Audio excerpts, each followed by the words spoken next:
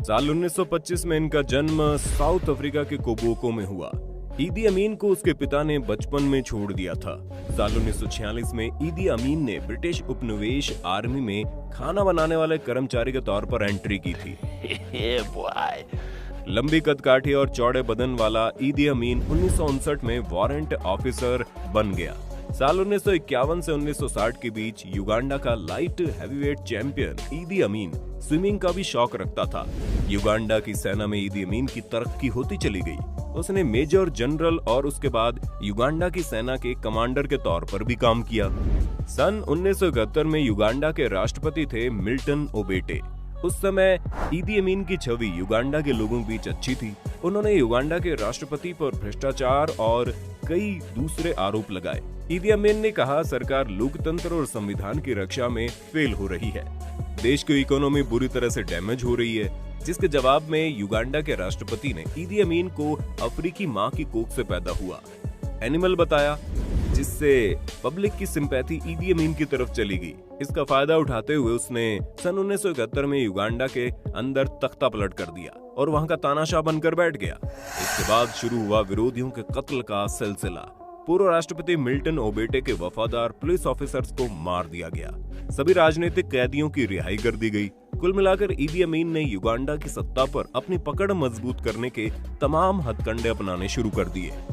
अपनी तानाशाही के शुरुआती समय में ईदी अमीन का शासन ठीक रहा, लेकिन इसके बाद उसका असली रूप सामने आ गया। ईदी अमीन ने अचानक रातों रात वहां रह रहे एशियाई मूल के सभी लोगों को देश छोड़ने का आदेश दे दिया। They have exploited Ugandan people. I give the Asians 90 days to pack up and go. खास तौर से भारतीयों को। पहले तो लोगों ने इस घोषणा को इग्नोर कर दिया, लेकिन बाद में जब ईदी अमीन ने सख्ती दिखाना शुरू की तो उन्हें समझ में आया कि वाकई में अब उन्हें युगांडा छोड़ना पड़ेगा। इसके साथ ही देश छोड़कर जाने वाले लोगों को अपने साथ केवल 55 पाउंड और 25 किलो का लगेज लेकर जाने की इजाजत थी। इसके पीछे ईदी अमीन का कहना था कि एशियाई मूल के लोगों ने युगांडा को केवल लूटा है। उन्होंने युगांडा के लोकल लोगों से घुलने मिलने की कोशिश नहीं की, बल्कि उन्हें अलग थलग कर दिया। इन भारतीय लोगों में से कई लोग ऐसे थे जो अपनी पूरी जिंदगी में युगांडा से बाहर नहीं गए थे। ईदी अमीन को रोकने के लिए ब्रिटेन के एक मंत्री रिपन उससे मिलने के लिए युगांडा पहुंचे ताकि ईदी अमीन को मना सके, लेकिन ईदी अमीन ने उनसे मिलने से इनकार कर दिया। वो लगभग 5 दिन वेट करते रहे। आखिरकार चौथे दिन ईदी अमीन ने ब्रिटेन के विदेश मंत्री से मुलाकात की, लेकिन ईदी अमीन का फैसला नहीं बदला। इसके बाद भारत के तत्कालीन विदेश सेवा के एक अधिकारी निरंजन देसाई को भारत सरकार ने कंपाला भेजा। उन्होंने भी ईदी अमीन को मिलकर उसे समझाना चाहा, लेकिन वो अपने फैसले पर अड़ा रहा। बाद में निरंजन देसाई ने अपनी किताब में लिखा था कि जब वो कंपाला पहुंचे तो उन्होंने देखा वहां पर लोग बड़े परेशान थे और उनके लिए युगांडा छोड़कर जाना सबसे बड़ी मुसीबत बन गया था। फिर भी कुछ अमीर लोगों ने अपने पैसों को डाइवर्ट करने का एक नया तरीका निकाला। इसके लिए लोगों ने परिवारों के साथ घूमने का प्लान बनाया। होटल बुकिंग और सारी चीजें पहले से ही कर ली गई और जब वो युगांडा से अपने देश पहुंचे तो उन्होंने वहां अपने पैसे रिफंड ले लिए। ईदी अमीन के इस फैसले के चलते पूरी दुनिया में उसकी अच्छी खासी बदनामी हुई। बाद में उसने अपने इस फैसले के सपोर्ट में ये कहा कि अल्लाह उसके सपने में आया था और उसने एशियाई मूल के लोगों को युगांडा से बाहर निकाल देने का आदेश दिया है। लेकिन इस खेल के पीछे असली सूत्रधार था लीबिया का तानाशाह कर्नल गद्दाफी। दरअसल उसने ही ईदी अमीन को यह सलाह दी थी कि युगांडा की सत्ता पर उसकी पकड़ तब मजबूत होगी जब वहां की इकोनॉमी उसके हाथों में होगी। उस समय तक युगांडा की सारी इकोनॉमी एशियाई मूल के लोगों के हाथों में थी, इसलिए उसने एशियाई मूल के लोगों को देश से निकाल दिया और युगांडा की इकोनॉमी को अपने कब्जे में करने की कोशिश की। कर्नल गद्दाफी ने ईदी अमीन को बताया कि वो किस तरह उसने लीबिया को इटली के लोगों से मुक्त करवाया और वहां का शासन अपने हाथों में ले लिया। कुछ ऐसा ही उसे युगांडा में करना चाहिए। ये बात सामने आई थी famous writer George Ivan Smith की किताब द घोस्ट ऑफ कंपाला में। जॉर्ज की एक किताब युगांडा के तानाशाह ईदी अमीन के शासनकाल पर बेस्ड है।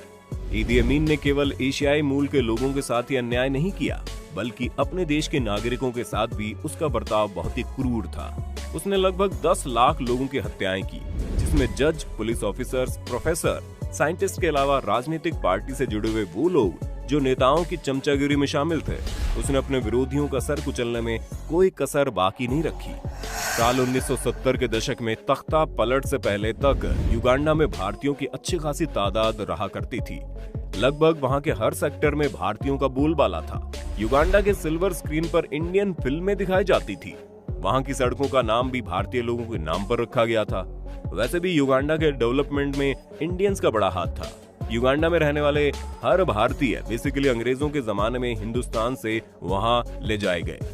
गिरिमाटिया मजदूरों के वंशज थे, जिनके वंशज अब पीढ़ियों से वहां रह रहे थे। अंग्रेजों के साथ मिलकर इन लोगों ने अपनी जान पर खेलकर युगांडा का इंफ्रास्ट्रक्चर डेवलप किया था। युगांडा की राजधानी कंपाला में व्यापार की बागडोर भी एशियाई मूल के लोगों के हाथों में थी। ईदी अमीन की क्रूरता के किस्से पूरी दुनिया में फैलने लगे थे। युगांडा के साथ साथ उसकी पूरी दुनिया में बदनामी होने लगी। ईदी अमीन के स्वास्थ्य मंत्री रहे हेनरी कोयम्बा ने एक किताब लिखी। इस किताब में उन्होंने ईदी अमीन के काले कारनामों का पूरा चिट्ठा लिख डाला। इस किताब का नाम है a state of blood, the inside story of ईदी अमीन। अपनी इस किताब में ईदी अमीन के हेल्थ मिनिस्टर लिखते हैं कि वो अपने दुश्मनों को मारने के बाद उनकी लाश के साथ अकेले वक्त बिताते थे और जो डेड बॉडीज बच जाती थी उसमें से ह्यूमन बॉडी ऑर्गन गायब रहते थे, जिनमें किडनी, लीवर, प्राइवेट पार्ट्स के अलावा होंठ भी कटे हुए मिलते थे। लोगों का कहना था कि वो अपने दुश्मनों के शवों के साथ भी वो बहुत ही बुरी तरह पेश आता था। दुश्मनों के शवों के साथ वो अकेले समय बिताता था, मगर किसी को नहीं मालूम था कि आखिरकार ईदी अमीन अकेले में उन शवों के साथ करता क्या था। युगांडा के कुछ लोगों का मानना था कि ईदी अमीन काकवा जनजाति में पैदा हुआ था और इस जनजाति के लोग ह्यूमन ब्लड पीने का शौक रखते थे और उनके यहाँ इसे पीने की परंपरा भी थी, इसलिए ईदी अमीन अपने दुश्मनों का खून पिया करता था। केम्बा ने अपनी किताब में आगे और खुलासे किए हैं। उन्होंने लिखा, साल 1975 के अगस्त महीने में जब ईदी अमीन अपने अधिकारियों के साथ एक बैठक ले रहा था, इस बैठक के दौरान उसने अपनी एक जर्नी का जिक्र किया। उसने बताया यात्रा के दौरान उसे एक बार बंदर का मांस परोसा गया, जो कि इंसान की मांस से भी खराब था। यहाँ ये बात सामने आती है कि ईदी अमीन को इंसानी गोश्त खाने का बड़ा शौक था। ईदी अमीन ने कई बार अपने अधिकारियों के सामने बड़बोलेपन में इस बात को स्वीकार किया कि उन्होंने इंसानी गोश्त खाया है। इंसानियत उस समय तार-तार हो गई जब उसने कहा, लड़ाई के दौरान अगर कोई साथी सैनिक शहीद हो जाता है तो उसका मांस खाकर दूसरे सैनिक सरवाइव कर सकते हैं। इसके बाद ईदी अमीन के एक नौकर ने उसके बारे में जो खुलासे किए हैं उसे सुनकर लोगों के रोंगटे खड़े हो गए। उसने बताया, कमांड पोस्ट पर ईदी अमीन का घर था, जिसका एक कमरा हमेशा बंद रहता था। उस बंद कमरे में किसी को भी जाने की इजाजत नहीं थी। केवल वो बतौर नौकर उस कमरे में जाया करता था और झाड़ू लगाकर साफ सफाई करके वापस आता था। इसके बाद ईदी अमीन की 5वीं बीवी सारा कियोलाबा वहां आई और उसने नौकर से उस कमरे का रहस्य जानने की कोशिश की। उस कमरे की चाबी नौकर के पास थी, लेकिन उसे ईदी अमीन ने सख्त हिदायत दी थी कि इस कमरे में किसी और को जाने की अनुमति नहीं है। लेकिन जब सारा ने बहुत जिद की और उसे कुछ पैसे दिए तो उसने उस रूम की चाबी ईदी अमीन की पत्नी को दे दी। जब ईदी अमीन की पत्नी उस कमरे में गई तो उसने देखा उस कमरे में 2 फ्रीजर रखे हुए हैं। उसने उन फ्रीजर को खोला तो वो न केवल हैरान रह गई बल्कि चीख कर बेहोश हो गई। उन फ्रीजर में एक महिला और एक पुरुष की लाश रखी हुई थी। यह महिला ईदी अमीन की एक्स गर्लफ्रेंड थी और पुरुष उसका प्रेमी। ईदी अमीन ने इन दोनों को केवल इसलिए मार दिया क्योंकि ये दोनों आपस में प्यार करते थे। इसके अलावा उसने अपनी गर्लफ्रेंड की डेड बॉडी का प्राइवेट पार्ट भी खा लिया था। ईदी अमीन की अय्याशी के किस्से पूरी दुनिया में फैले हैं। ईदी अमीन की कुल 6 बीवियां थी, जिनमें से 3 को उसने तलाक दे दिया था। बच्चों के बारे में तो ठीक ठाक पता नहीं, लेकिन कहा जाता है ईदी अमीन के कम से कम 45 बच्चे थे। इसके अलावा ईदी अमीन के पास पर्सनल 30 महिलाओं का ग्रुप था जो पूरे युगांडा में फैला था। वो हेल्थ वर्कर और नर्स के तौर पर काम करती थी और ईदी अमीन के लिए पर्सनली सेक्स वर्कर का काम भी करती थी। ईदी अमीन की हरकतों से तंग आकर धीरे धीरे उसके दोस्त और चाहने वाले उसका साथ छोड़ते चले गए और वो अकेला पड़ गया। देश में समस्याओं की कमी नहीं थी। लोगों का ध्यान इससे हटाने के लिए उसने अपने पड़ोसी देश तंजानिया पर हमला कर दिया। तंजानिया की सेना ने उनके विरोधियों के साथ मिलकर युगांडा की ईदी अमीन की सेना को केवल 1 साल में हरा दिया। ईदी अमीन का तख्ता पलट हो जाने के बाद उसने वहां से भाग जाने में भलाई समझी और युगांडा से भागकर वो सऊदी अरब आ गया।